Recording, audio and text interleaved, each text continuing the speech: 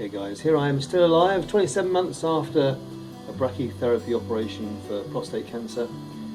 In April 2017 I'll be 64 years old if I live that long. So why am I doing this video? Well, I was promised that the outcome of the brachytherapy would be very positive. 95% of cases there's a complete cure. At the time my Gleason score was 6, my PSA level was 5.2, been rising for about 7 or 8 years.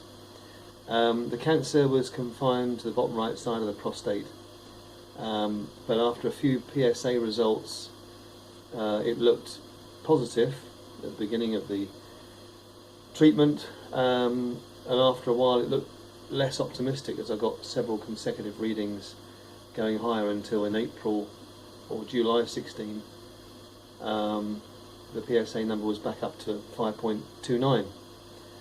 So I had another biopsy done about 3 or 4 weeks ago, which revealed that the tumours in the prostate were now in the top left hand side, but obviously I've still got problems because now there's more prostate cancer another time, and this time in the top left hand side.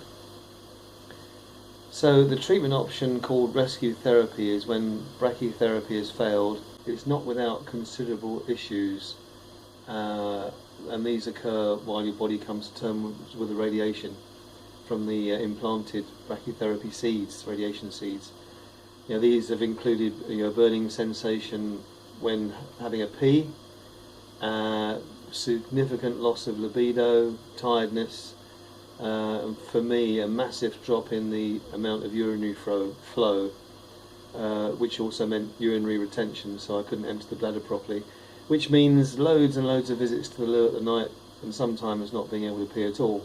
It's become very clear to me that the establishment, i.e. normal medical practice, especially the drug companies, have not progressed cancer treatment that actually works well and has less side effects. Since the 1970s, yes, there's different chemotherapies, there's more targeted radiation, but the 5-year survival rate after treatment has hardly changed since the 80s. And the reason for lack of progress, folks, is, you guessed it, money. The reason for that is patents. Without a patent, no drug company can own the rights to a particular drug or treatment. But I want to listen, let me stress to you, I am no doctor, I'm no scientist, I've got absolutely zero medical knowledge, I've got no background with any medical association whatsoever. I've got a clue about what does what, how it does it and why. So I'll be posting again shortly to see what happens, but in the meantime I've got a pile of reading to do. So until then, folks, wish me luck, and if you're suffering from cancer too, I wish you nothing but the best of treatments that you're comfortable with and something that actually works. Good luck and bye for now. Catch you later.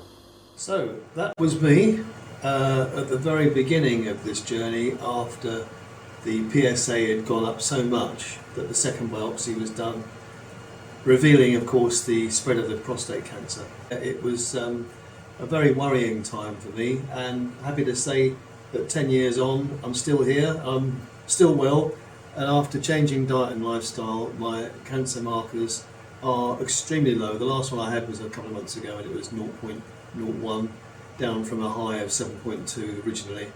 But the most dramatic change was over the course of literally 2 to 3 weeks. In 3 weeks it had dropped by 70%, just changing the diet and lifestyle. So it's actually a lesson about discipline, because obviously cutting out things that we know are not good for you, excess sugar, processed food, loads of alcohol, all those things that were damaging me, I cut out, and then went completely plant-based.